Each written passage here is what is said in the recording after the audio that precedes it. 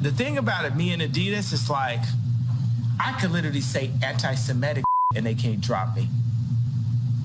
I could say anti-Semitic things and Adidas can't drop me. Now what? Now what? Now they just dropped you. That was Kanye West last week on a hip-hop podcast called Drink Champs, back when he was a billionaire and had a lot of contracts and bank accounts and agents. And the point here is, he thought they'd never do it. Thought a company based in Germany, Adidas, wouldn't drop a world-famous man spouting Jewish hate speech. Thought none of them would. And he was wrong. Kanye's been dropping rhymes about brands and money for years. He has a lot less of both tonight.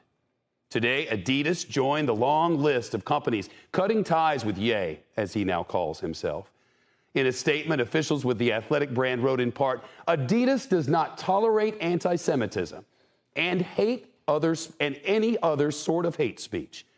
Ye's recent comments and actions have been unacceptable, hateful, and dangerous. The move costing Ye his billionaire status. Forbes reports his net worth dropped to $400 million after Adidas dropped him. Their partnership was reportedly worth about $1.5 billion. Several other major businesses and brands have also dumped him. In fashion, Vogue, Balenciaga, and just today, The Gap yanked all his Yeezy stuff. JP Morgan and Chase kicked him out of the bank. Talent agent CAA dropped him as a client. Twitter and Instagram suspended all of his social media, everything. Not a good day for Ye at all. 15 years ago, he dropped The Good Life. He said, having money's not everything, not having it is. Now he's learning.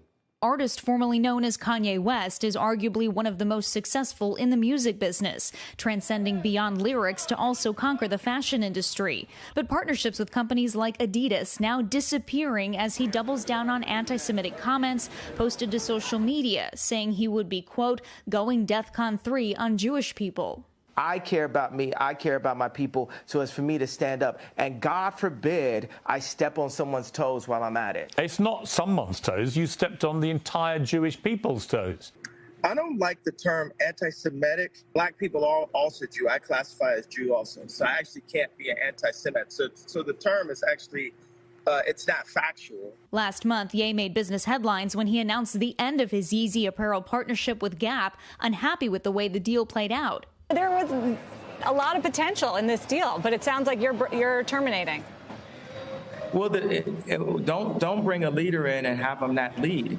Why would I argue with people who are getting paid by the Gap? I'm sorry, I'm not going to argue with people that are broker than me about money.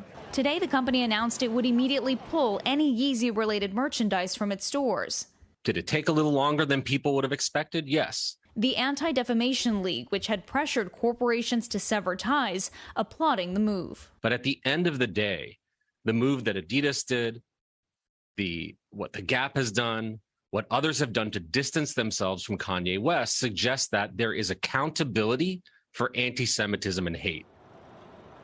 And tonight, the fallout continues. Just within the last hour, Aaron Donald with the Rams and Jaylen Brown with the Celtics announced they are leaving Ye's sports marketing agency. And in the midst of all of this controversy, Ye announced he will be buying Parler, the right-wing social media platform. So, Shep, he still has that. Give him a place to respond. Thanks, Valerie.